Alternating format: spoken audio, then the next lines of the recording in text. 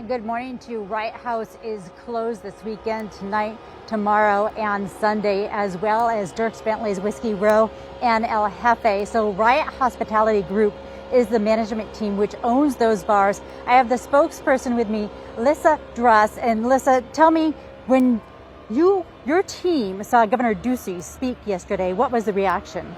Actually, we started thinking about this earlier in the week.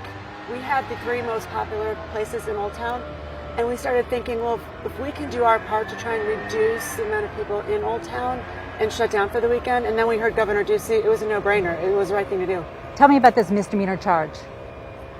We actually haven't seen the evidence yet that has led to the charge, so I really can't comment on it. And it was Memorial Day weekend when I think Old Town Scottsdale really became the centerpiece for the national spotlight. People looking at the big lines, the big crowds. What was the plan in place? Some people would say were the businesses negligent? Actually, our plan started much before we reopened with sanitizing and cleaning and retraining the staff. And really, money was no object. We've gone above and beyond what our regulating authorities have asked us to do as far as social distancing and cleanliness. So we had, you can see right now, we have X's on the sidewalk, we have stanchions, lines. When you would come into our locations, not only would we mind the queue, if you will, outside, but then as they would come in, they would be reminded about social distancing and please be safe. Same thing with the staff inside. So it's just, we're doing everything we can, but honestly, there's no playbook for this.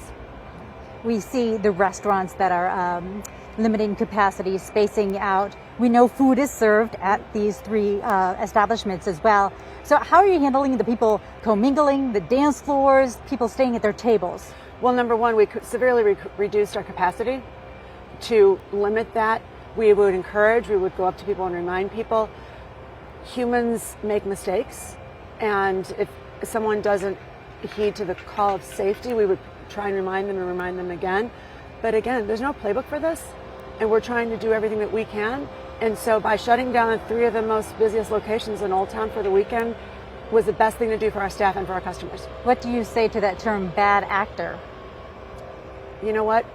We're doing what we can to do what's right. We're being a leader right now in shutting down and trying to decrease the population in Old Town, and we hope it works. When will you reopen? We're not sure. We're really not sure. We're working with the authorities, we're working with our licensing agencies. We're doing everything we can to make sure that we still stay clean, we stay safe, our staff is safe, and our customers are safe. We know these are very big, popular bars. They're also locally owned by some folks who grew up here in the Valley. Tell me about how that really hits the heart of these people. It's not so much who owns the bars. We're part of this community. In every community that we are in across the country, we weave ourselves into the community of the places that we work. We provide livelihoods for hundreds of people. So this is a hard thing to look at when your staff needs a livelihood. People want and enjoy a nightlife and good dinner and good food. You try and mix the two in the midst of COVID, and again, we're doing the best we can. There's no playbook for it.